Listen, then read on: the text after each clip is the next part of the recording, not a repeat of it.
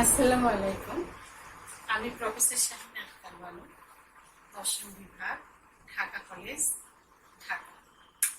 শিক্ষার্থীবৃন্দ, আশা রাখি আমাদের এই অনলাইন ক্লাস কার্যক্রমে তোমরা যেখানেই আছো সেখানে থেকেই সম্পৃক্ত হতে পারছো এবং নিজেরা এই সিম্বলিক লজিকের বিভিন্ন ক্লাসে অংশগ্রহণ করে তা থেকে কিছু শিখে উঠতে পারছে। আমরা কিন্তু সিলেবাসের প্রায় শেষের দিকে চলে এসেছি। তো আজ আমি তোমাদেরকে আইপি বা ইনডাইরেক্ট প্রুফ বা পরোক্ষ প্রমাণ পদ্ধতি নিয়ে আলোচনা করব। পরোক্ষ প্রমাণ পদ্ধতি এটি হচ্ছে একটি সহানুমান বা ন্যায় অনুমান। আমরা ন্যায় বা ন্যায় অনুমানের বিভিন্ন প্রক্রিয়ায় তার বৈধতা অবৈধতা যাচাই প্রক্রিয়া দেখে এসেছি। যেমন ন্যায়াকারের বৈধতা অবৈধতা, যেখানে ডট চিহ্ন দিয়ে আশ্রয় বচনকে সংযুক্ত করে হর্ষ দিয়ে সিদ্ধান্তকে সংযুক্ত করে বৈধতা অবৈধতা যাচাই করে এসেছে ন্যায় অনুমানের। আবার ন্যায় অনুমানকে শর্টার ট্রুথ টেবিলের মাধ্যমেও কিন্তু তোমরা বৈধতা অবৈধতা নির্ণয় করে এসেছো। এখন আমরা আলোচনায় যাব। গত ক্লাসে আমি আলোচনা করেছিলাম কন্ডিশনাল প্রুফ বা শর্তমূলক প্রমাণ পদ্ধতি নিয়ে। আজ আমি আলোচনা করব আইপি বা পরোক্ষ প্রমাণ পদ্ধতি। এটিকে ব্যতিরেকি পদ্ধতিও বলা হয়ে থাকে। তো আসো আমরা দেখি এই পদ্ধতিতে কিভাবে আমরা বৈধতা অবৈধতা যাচাই করব। এই পদ্ধতিতে এই যে দেখো, এখানে তিনটি হেতুবচন আছে। এদেরকে বলা হয় প্রদত্ত হেতুবচন। এই তিনটি হচ্ছে প্রদত্ত হেতুবচন এবং ৩ নম্বর হেতুবচনের ডান দিকে দেখো তির্যক রেখা টেনে একটি সিদ্ধান্ত দেওয়া হয়েছে। এখন এই পরোক্ষ প্রমাণ পদ্ধতিতে এই সিদ্ধান্তটিকে যাচাই করার প্রক্রিয়া কি? এক এক পদ্ধতিতে আমরা এক এক ভাবে ন্যায় অনুমানকে বিচার করে এসেছি।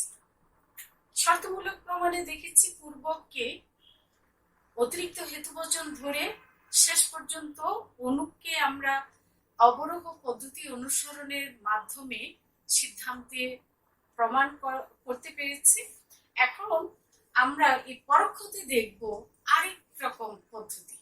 এইখানে সিদ্ধান্ত যে এই সিদ্ধান্তকে নিগেশন চিহ্ন যুক্ত করে অতিরিক্ত একটি হেতুবচন করতে হয়। বোঝা যাচ্ছে না? খেয়াল করো। এখন আমি শুরু করি। এই যে সিদ্ধান্ত হচ্ছে, দেখো প্রথম হেতুবচন হচ্ছে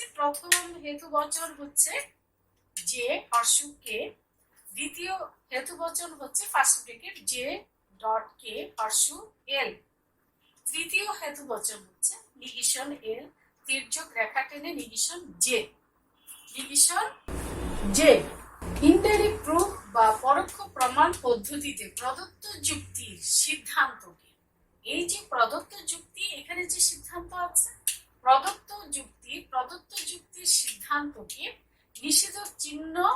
নিষেধক চিহ্ন যুক্ত করে অতিরিক্ত হেতুবচন হিসাবে গ্রহণ করতে হয়। আমি প্রথম লাইনটি ফলো করে কি করছি দেখো, এই যে সিদ্ধান্ত, আমি ৪ নম্বর হেতুবচন তৈরি করছি, নিষেধক চিহ্ন যুক্ত করতে হবে, কিন্তু এটা অলরেডি নিগেশন যে, তাতে কি আমার এই টোটালটাই হচ্ছে নিগেশন, যেটাই হচ্ছে আমার একটি সিদ্ধান্ত।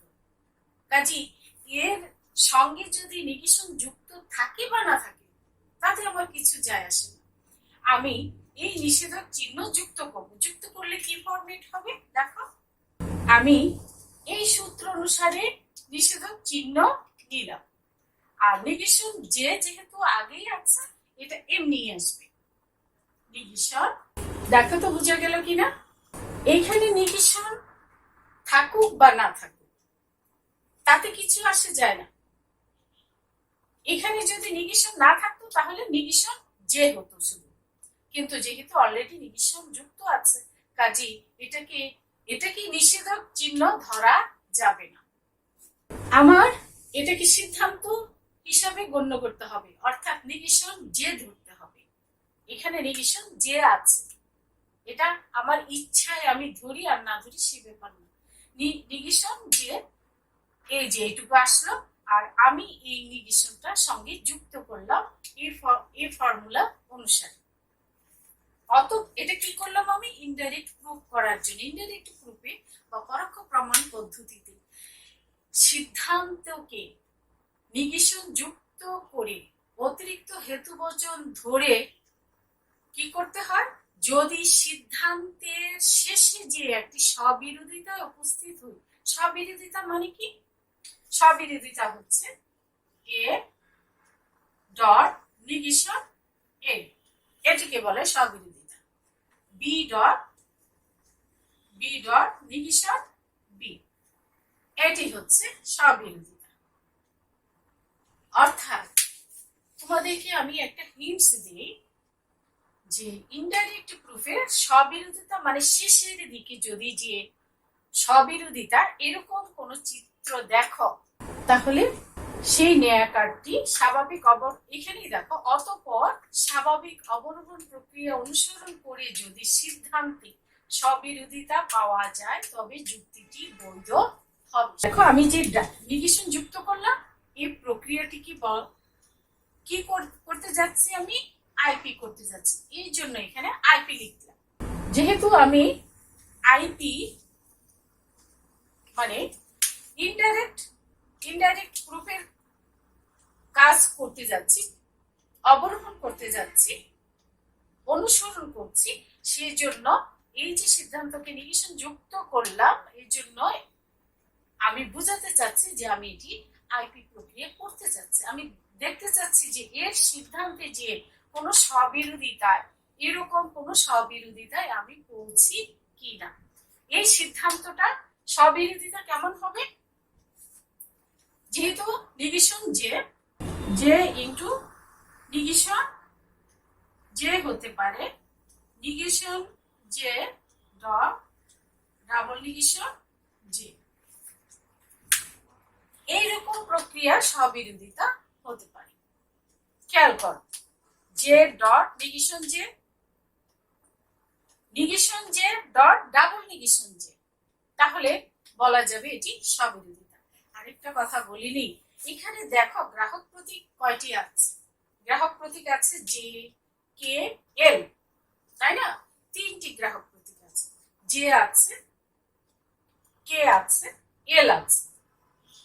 স্ববিরোধিতা কিন্তু এল দিয়েও হতে পারে, কে দিয়েও হতে পারে, জে দিয়েও হতে পারে। তোমার এই সিদ্ধান্তে, এখানের সিদ্ধান্তে জে দিয়েও হতে পারে, এই যে এখানে এল আছে এল দিয়েও হতে পারে, কে দিয়েও হতে পারে। কিরকম চিত্র হতে পারে আবার আমি একটু ক্লিয়ার করি। জে দিয়ে যদি হয় তাহলে এরকম হতে পারে, কে দিয়ে হলে, এল দিয়ে হলে এল ডট নিগেশন এল। খেয়াল করে দেখো, জে দিয়ে যদি হয় এই ফরম্যাটে হতে পারে, না হয় এই ফরম্যাটে হতে পারে, কে দিয়ে যদি হয় এই ফরম্যাটে হতে পারে, এল দিয়ে যদি হয় এই ফরম্যাটে হতে পারে। তবে এই ফরম্যাট গুলোকে বলা হয় স্ববিরোধিতা। শুধু যে দিয়ে সিদ্ধান্ত স্ববিরোধী হবে তা না, যে দিয়ে হতে পারে, কে দিয়ে হতে পারে, এল দিয়ে হতে পারে। তোমাদের এটি মনে রাখতে হবে। এখন আসো, আমি প্রথম কার্যক্রম করলাম, এখন আসো দেখি আমি কি করি। 5-এ কি করতে পারি, এইখানে ডাবল নিগেশন যে, আমি এটিকে ডিএন ফর্মুলায় নিয়ে যেতে চেষ্টা করি। তাহলে কি হয়, 4কে আমি ডিএন করলাম। ডিএন মানে কি জানো তো? Double negation. এটাকে একসঙ্গে রিমুভ করতে হয়। সেই যে মান নির্ণয় আমি প্রথম দিকে শিখিয়েছিলাম, ডাবল নিগেশন যে, দ্যাট মিনস যে, এই ফর্মুলাটির নাম হচ্ছে ডিএন ফর্মুলা। তারপরে দেখো আমি কি করতে পারি, আমি কোথাও না কোথাও স্ববিরোধিতায় যাব, হয় কে এর জায়গায় যাব, না হয় জে এর জায়গায় যাব, না হয় এল এর জায়গায় যাব। কিন্তু আমাকে আকারগত প্রমাণের সাহায্য নিতে হবে এবং অবরোহ, অবরোহ মানে কি আমরা বড় থেকে ছোটতে যাব, সার্বিক থেকে বিশেষে যাব। যেহেতু এটা একটি সহানুমান, ওই যে দেখো 3 ফোঁটা দেওয়া, সহানুমানের এটি হচ্ছে মূল চিহ্ন। তাহলে যেতে যাচ্ছি, যে পেলাম আমি ডিএন ফর্মুলার মাধ্যমে। এখন দেখো 1 আর 5 এর মধ্যে কোনো সম্পর্ক আছে কিনা, যে হর্ষকে এই সাথে তো পাচ্ছি না, এল এর সাথেও যাচ্ছে না, ডাবল নেগেশন জে এর সাথেও যাচ্ছে না। এটা আর 5 এর মধ্যে এমপি করা যায় কিনা, পি হর্ষ কিউ 5 এ পি, তাহলে 6 এ আমি কে কে আনতে পারি। খেয়াল করো কি করলাম, আমি 1 আর 5 কে এমপি করলাম। এমপি বুঝেছো তো? সেই রুলস অফ ইনফারেন্সের যে 10টি নিয়ম ছিল তার প্রথম নিয়মটি, পি হর্ষ কিউ, পি দ্বিতীয় স্টেপের পি, সুতরাং কিউ তৃতীয় স্টেপ। এখন আমি জে আর কে এই অংশটা যদি পেতে চাই, তাহলে তো এই দুটো অংশকে কনজাংশন করতে হবে। কনজাংশন মানে হচ্ছে সংযুক্ত করা, পি কিউ। সুতরাং পি ডট কিউ এমন ছিল না কনজাংশনে, সংযুক্তকরণের একটি প্রক্রিয়া, রুলস অফ ইনফারেন্স। আমি সাথে কি করলাম, জে ডট কে, একে কি করলাম 5 আর 6 কে কনজাংশন করলাম। দেখো 5 আর 6 কনজাংশন, কনজাংশন করলে পরে কি হলো, আমি এরকম একটা জিনিস পেলাম, তাই না? 2 নং হেতুবচনের একটা অংশ এখানে পেলাম। তাহলে আমার জন্য একটু সুবিধা হলো, আমি 2 আর 7 আবার মনে হয় এমপি করতে পারি।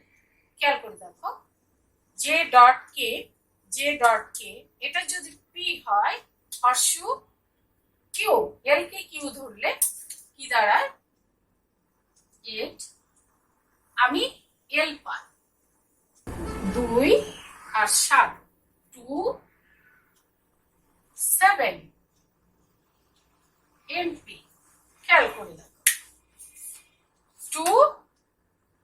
2 আর 7 কে এমপি করলে P J dot K P, হর্ষ এল কে আমি কিউ ধরলে এমপি করতে পারি 2 7, তাহলে এল থাকলো, এটা কে, এটা হলো কিউ হয়ে এমপি, রুলস অফ ইনফারেন্স।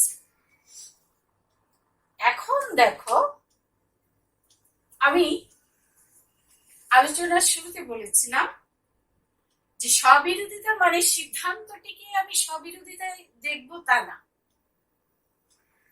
আমি যুক্তিটিতে যতগুলো গ্রাহক প্রতীক আছে ওই গ্রাহক প্রতীকগুলোর যে কোনো একটি প্রতীকের স্ববিরোধিতা গেলেই কিন্তু আমার যুক্তিটি বৈধ হবে। এখানে একটি কথা বলে রাখা ভালো, কেন স্ববিরোধিতা হলে পরে এই যুক্তিটি বৈধ হবে? এই জন্য হবে যে পরোক্ষ প্রমাণ পদ্ধতিতে যে যুক্তিগুলো দেওয়া হয় সেগুলো কিন্তু ভুল হবার কথা না, এগুলো একাধিক আশ্রয় বচন থেকে এই সিদ্ধান্তটি কিন্তু অনিবার্যভাবে এসে, কাজী এখানে কোনো স্ববিরোধিতা বা কোনো গ্রাহক প্রতীকের বা কোনো বচনের এখানে স্ববিরোধিতার কিন্তু কোনো প্রশ্ন উঠে না। যেহেতু আমি নিগেশন চিহ্ন যুক্ত করেছি, স্মরণ করো, যেহেতু আমি একটি শুদ্ধ সিদ্ধান্তকে শর্টার্থ টেবিলের মতো, যেমন একটি শুদ্ধ সিদ্ধান্তকে আমরা এফ করে আমরা দেখার চেষ্টা করেছিলাম যে আশ্রয় বচনে সবগুলোই টি থাকে কিনা, অর্থাৎ আশ্রয় বচনগুলো সবগুলোই সত্য থাকে কিনা। চেষ্টা করেছিলাম, যদি থাকে তাহলে আমরা বলে দিতে পেরেছি যে সেটি হচ্ছে বৈধ। যদি না থাকে, আর যদি থাকে তাহলেই আমরা বুঝেছি যে সেখানে অবৈধতা আছে। আর পরোক্ষ প্রমাণ পদ্ধতি এটি হচ্ছে একটি সহানুমান, যে সহানুমানে একাধিক আশ্রয়বচন থেকে একটি বৈধ সিদ্ধান্ত গৃহীত হয়েছে। কিন্তু যেহেতু ওই বৈধ সিদ্ধান্তে আমরা একটি নিগেশন চিহ্ন যুক্ত করে অতিরিক্ত হেতুবচন ধরে সিদ্ধান্তকে প্রমাণ করার চেষ্টা করেছি, কিন্তু কোথাও এক জায়গায় যে আমরা দেখতে পাচ্ছি যে সেখানে স্ববিরোধিতার উদ্ভব যদি ঘটে তাহলেই সেটি হবে বৈধ, আর যদি স্ববিরোধিতা না ঘটে তাহলেই সেখানে কোনো সমস্যা বা অবৈধতা থাকবে। খেয়াল করে দেখো, এখানে এল আছে, ওই যে দেখো এল, তাহলে তো এইখানে একটি একটি পজিটিভ এল আর এখানে হচ্ছে একটি নেগেটিভ, অর্থাৎ এখানে কোনো একটি কিছুকে স্বীকার করা হয়েছে, এখানে অস্বীকার করা হয়েছে। এই ঘটনাটি, এই যে স্ববিরোধিতা, এটি কিন্তু দেখো আমি 9 নম্বরে যে পাচ্ছি, একটি হচ্ছে এল আরেকটি হচ্ছে ডট, আমি ডট দিয়ে নিগেশন এল নিয়ে আসবো, তার মানে আমি সংযুক্ত করছি কাকে, এইচ এবং 3 কে। আমি কিন্তু 3 এবং 8 কে কিন্তু সংযুক্ত করিনি। 3 8 কে করলে তো আগে নিগেশন এল হবে, কিন্তু এইরকম উক্তি স্ববিরোধ হয় না, আগে পজিটিভ থাকতে হবে, দেন এটাকে নেগেটিভ দেখাতে হবে। তাহলে এই যে দেখো আমি 8 থেকে পেলাম এল, এখানে এলো, তারপরে নেগেশন এল 3, তাহলে 8 এবং 3 কে কি করলাম, কনজাংশন করে দেখলাম যে এখানে স্ববিরোধিতা, যদি সিদ্ধান্তে স্ববিরোধিতা পাওয়া যায় তবে যুক্তিটি বৈধ হবে। আমি কিন্তু এখানে স্ববিরোধিতা পেয়েছি। আমাদের সিদ্ধান্ত ছিল নেগেশন জে, কিন্তু আমাদের এখানে প্রতীকগুলো ছিল, গ্রাহক প্রতীকগুলো ছিল জে কে এল। আর এই ঘটনাটি এই জন্যই ঘটেছে যে আমি এই সিদ্ধান্তে একটি নিগেশন যুক্ত করে আমি অবরোহ প্রক্রিয়ায় অগ্রসর হয়েছি। যদি সিদ্ধান্তে অতিরিক্ত নিগেশন যুক্ত করে অতিরিক্ত হেতুবচন না করতাম তাহলে এইরকম স্ববিরোধিতা হয়তো ঘটতো না, হয়তো মানে কি ঘটতোই না, এখন তো আরো পরিষ্কার। তাহলে এইভাবে আমরা সহানুমানের বা ন্যায়ানুমানের বৈধতা অবৈধতা নির্ণয় করতে পারি বিভিন্ন ভাবে। সেটা বৈধতা অবৈধতা 64 লাইন টেনে, কিংবা শর্ট ট্রুথ টেবিলের মাধ্যমে, কিংবা সিপি এর মাধ্যমে, বা কন্ডিশনাল প্রুফ শর্তমূলক প্রমাণের মাধ্যমে।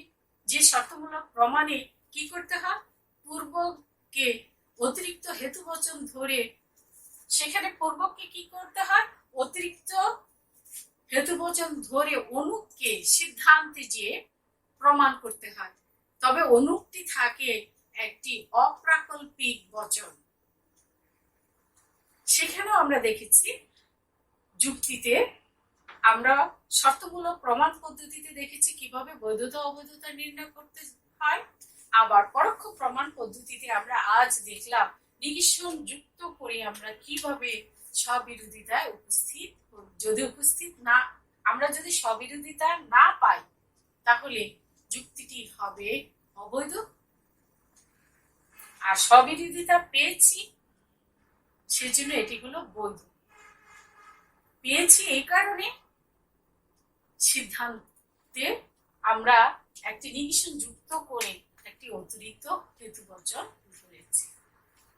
শিক্ষার্থীবৃন্দ, আরো একটি ছোট কোশ্চেন আমি এখানে একটু আলোচনা করি, সেটা হচ্ছে অনেক ক্ষেত্রেই শর্তমূলক প্রমাণ এবং পরোক্ষ প্রমাণ এই দুটিকে দিয়ে তোমাদেরকে বলা হয় যে এই যুক্তি দুটি দৈর্ঘ্য প্রমাণ করার পর তোমরা দৈর্ঘ্য নির্ণয় করো।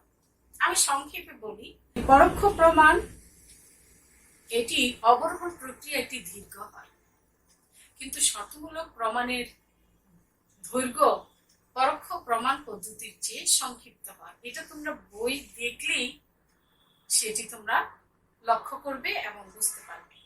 আমি আবারও বলছি, শর্তমূলক প্রমাণ এবং পরোক্ষ প্রমাণ, এই দুটির দৈর্ঘ্য যদি তোমাদেরকে নির্ণয় করতে বলা হয়, তাহলে তোমরা প্রমাণ করার পরে দুটিরই প্রমাণ করতে হবে। যেমন শর্তমূলকের এর আগের ক্লাস থেকে তোমাদেরকে উদাহরণ দিয়ে দেখিয়েছি, সেরকম অবরোহ পদ্ধতিতে অনুমান বিধি, প্রতিস্থাপন বিধি অনুসরণ করে সিদ্ধান্তকে প্রমাণ করেছে, সেটা করতে হবে। আবার পরোক্ষ প্রমাণ পদ্ধতিও এরকম প্রমাণ করতে হবে। প্রমাণ করার পর তোমরা দেখতে পাবে যে সবসময় কি হয়, যে শর্তমূলক প্রমাণ পদ্ধতি পরোক্ষ প্রমাণের চেয়ে দৈর্ঘ্যে ছোট হয়। এই হচ্ছে এই দুটি প্রক্রিয়ার মধ্যে পার্থক্য। তবে দৈর্ঘ্যের জন্য দুটি প্রক্রিয়া ভিন্ন হলেও আমাদের উদ্দেশ্য কিন্তু হচ্ছে একই, বৈধতা নির্ণয় করা। আমরা সহানুমানের যুক্তিকে বা সহানুমানকে যে কোনো প্রক্রিয়াই হোক, বৈধতা অবৈধতা ট্রুথ টেবিলের মাধ্যমে নির্ণয় করতে পারি, শর্টার ট্রুথ টেবিলের মাধ্যমে নির্ণয় করতে পারি, সিপি এর মাধ্যমে করতে পারি, আবার আইপি এর মাধ্যমে আমরা করতে পারি। বোঝা গেল না? সহানুমানকে আমরা ট্রুথ টেবিলের মাধ্যমে করতে পারি, শর্টার ট্রুথ টেবিলের মাধ্যমে করতে পারি, সিপি এর মাধ্যমে করতে পারি, আইপি এর মাধ্যমেও করতে পারি। আকারগত প্রমাণের মাধ্যমেও বৈধতা অবৈধতা নির্ণয় করতে পারি। তাহলে আজ শেষ হলো আইপি অর্থাৎ ইনডাইরেক্ট প্রুফ সংক্রান্ত আলোচনা। তবে শিক্ষার্থীবৃন্দ, আমি গত ক্লাসের একটি সংশোধনী বিষয়ে তোমাদের সাথে একটু কথা বলতে চাই। সেটি হচ্ছে 15 নং লেকচারটি কন্ডিশনাল প্রুফ সংক্রান্ত আলোচনা ছিল। সেই কন্ডিশনাল প্রুফ আলোচনায় আমি খেয়াল করে দেখো 3 এবং 10 নং ধারায় একটু অসাবধানতায় একটা রুল লেখা হয়ে গেছে। বিষয়টি একটু ব্যাখ্যা করি। আমি এই অংশটার ডিএস পদ্ধতির কথা বলেছিলাম, যে এস ডিসেম্বর টি, অর্থাৎ এই পদ্ধতির সাথে 10 নং হেতু বর্জনের ডিএস পদ্ধতি অনুসরণ করা হয়েছে এবং 11 নং হেতু বর্জনটি আমরা পেয়েছি। কিন্তু অসাবধানতায় ডিএস এর পরিবর্তে আমি কি করেছি, পূর্বেরটি সম্ভবত পূর্বেরটি খেয়াল করে এমটি পদ্ধতি লিখে ফেলেছি। কিন্তু তোমরা যখন ব্যাখ্যা শুনবে সেখানে দেখবে যে আমি 3 এবং 10 নং হেতু বর্জনে ডিএস পদ্ধতি ব্যবহারের কথা বলেছি। আমার এই অসাবধানতা জনিত ভুলের জন্য আমি দুঃখিত।